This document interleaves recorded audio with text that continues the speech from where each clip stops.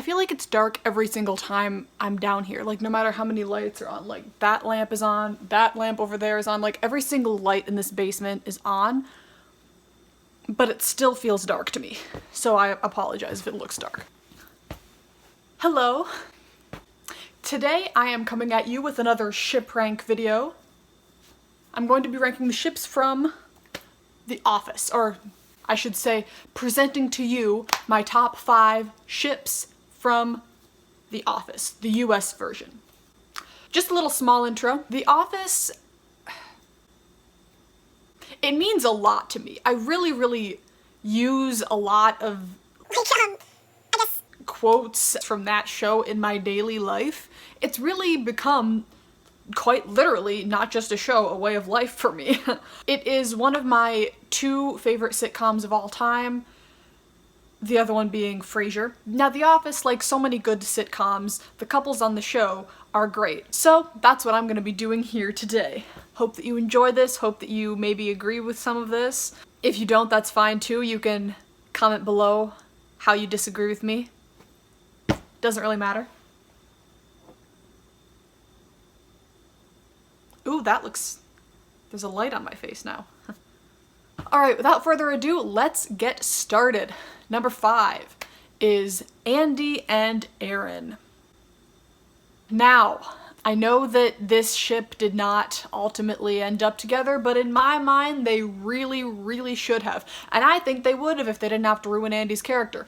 I will forever be just mad at the Hangover movies because of Ed Helms having to go off and shoot them instead of season 9, which is why they made his character, they just totally ruined it and they made him a huge jerk. And that's just another video that I could go on about how they totally ruined Andy's character and how he totally deserved better by the end of the series. And his relationship with Erin. They spent seasons building up this relationship only to have them just torn apart. But that's not what I'm talking about. I'm talking about why I like them. I love these two. They're such a cute, fun couple. And honestly, they were so great for each other. Andy is one of those characters who he came in, you really didn't like him, but then after he got back from anger management, you grow to like him, at least I did, and you just realize that he just wants to be loved for who he is and love somebody in return. And he had that with Erin. It was so nice to have somebody for Andy who really loved and appreciated the qualities that he had. And to see him in a loving relationship, because we all knew that whole thing with Angela was doomed from the start. And I liked they were a little slow burn too. Like they spent just a bunch of time just kind of crushing on each other, and I think that was really cute. And when Erin was with Gabe, I just wanted to just rip his head off like Ed Truck. Andy and Erin were so cute. They were meant to be together. You can fight me on this one. Pete, boring story, can go away. They are my endgame, not Erin and Pete. Andy and Erin forever. Number 4 is Phyllis and Bob Vance, Vance Refrigeration. I really appreciate these two. I really do. I know that they're not they were never in the forefront of the show, but I honestly kind of really liked that. Just that they didn't feel the need to flaunt it. They didn't feel the need to do any of that. I feel like Phyllis and Bob were just secure enough about their relationship that they could have it for themselves and they didn't really have to, show it off. I do really love, though, all of the little things, just all, the comments that Phyllis makes about Bob every once in a while, and that Bob paid $1,000 just to hug his wife, which, he could do for free, at any time. The wedding episode is one of the cringiest, but also just one of my favorites. Another thing, like a golden card thing, I don't even know if that's a saying or not, but that I really appreciate about these two is that, think about it, they are the only couple in this show that is not a will they or won't they couple. Every other couple was at some point. Jim and Pam, Dwight and Angela, Michael and Holly, Michael and Jan, Andy and Erin, Erin and Pete, of course Kelly and Ryan. Every single couple on this show was a will they or won't they couple, at least at one point in the show, and these two never ever were. even when Phyllis said, like, I think Bob's gonna cheat on me with his new secretary, she just, like, right after she said that, she just laughed because she knew that he would never actually do that. So yes, Phyllis and Bob, they deserve a lot more attention in the Office fan base, and they're great. They're a great, great, great couple. Number 3, Michael and Holly. It is so nice by the end of the series that there is somebody who Michael just loves with his whole heart, and she loves him with her whole heart in return. Like, I wait for this. And yes, they did move away. And when people blame that on Holly, I get really mad because they had to write him out of the show anyway because Steve Carell wanted to go other places with his career. So when people blame Holly for that, like, I feel like they don't really know that that was going to happen anyway. They might as well have it happen on a happy note. That Michael is happy, because he really, really was. Holly makes Michael so happy, and it's so nice to see. Like, the episode Goodbye Toby is one of my favorites because, yes, he's very happy that Toby is leaving, but to see him so happy about Holly being around and talking to Holly, and I love that moment where he's like, sometimes I don't, know how to react when a girl touches me. I like it. You just see him just so purely happy, and it's so nice. And I already said this about Aaron and Andy, but I love how Holly just appreciates all the qualities that Michael has to offer, and how she has the same sense of humor, because it would be wrong to put him with somebody with a different sense of humor. Like, Jan or Carol, they didn't appreciate it. And the fact that he, throughout the entire series, wanted a wife and kids more than anything in the world, and he got that by the end, I'm so, so, so happy for that. Like, I'm still, years later, I'm still so happy for them.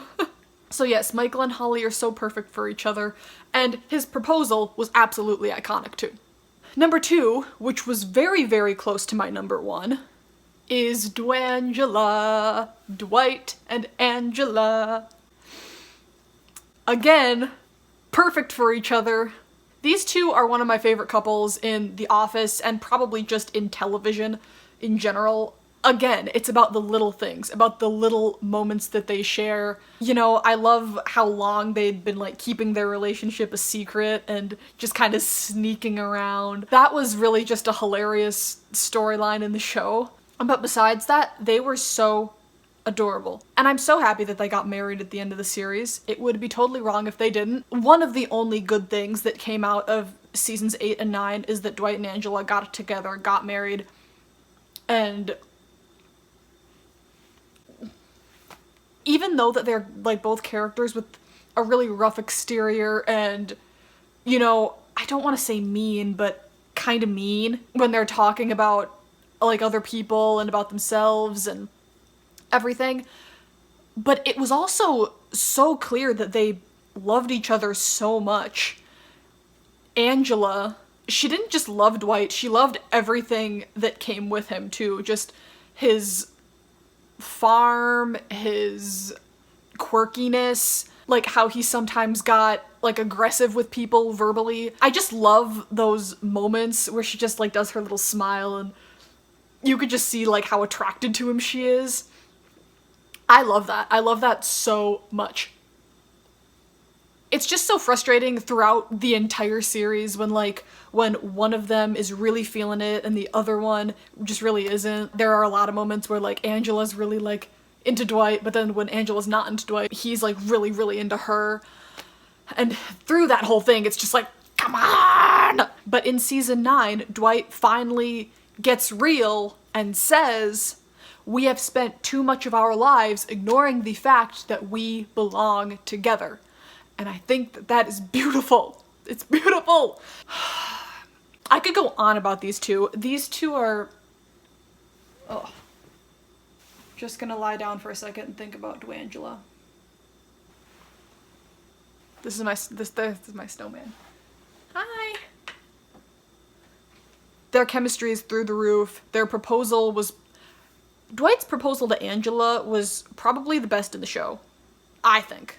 I think it's really just him realizing, like, I love her and I can't waste another minute. Dwangela is perfect for each other.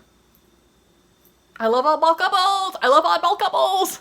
Alright, before I get to my number one ship in The Office, my Office OTP, I'm going to say some honorable mentions. Oscar and Matt, Kevin and Lynn, Creed and Meredith, Toby and Meredith, Toby and Nellie, Ryan and Kelly.